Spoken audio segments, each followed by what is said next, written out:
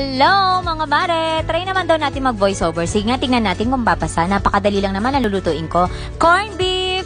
Nagready lang naman ako ng kawali ko na may tubig. Diyan ko mare ilalagay yung patatas na hiniwa ko lang kanina na parang cube.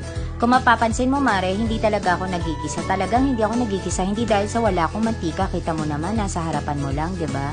Ayoko kasi mamiha sa mga bata na kumakain na madalas na may mantika. Alam mo naman tayong mga mami, laging conscious tayo sa mga bagets natin, lalo na kung mga ilang taon pa lang.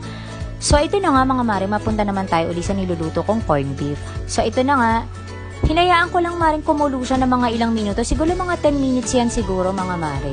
Ganito pala mare ang nagvo-voice over, no? Talagang nakakautal, as in nakakautal. Kaya lang wala namang mawawala sa'yo kung itatry mo. So mabalik na tayo kay corned beef. So ito na nga mare, binuksan ko na nga siya.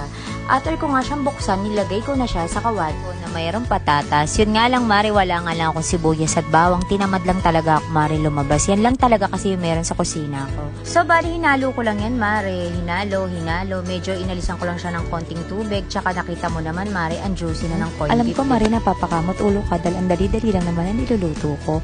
Yes, sinadya ko talaga para makapag-practice din ako ng pagko-voice over. Utal-utal is real.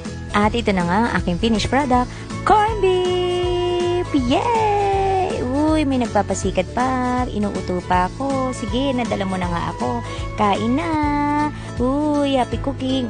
Sarap.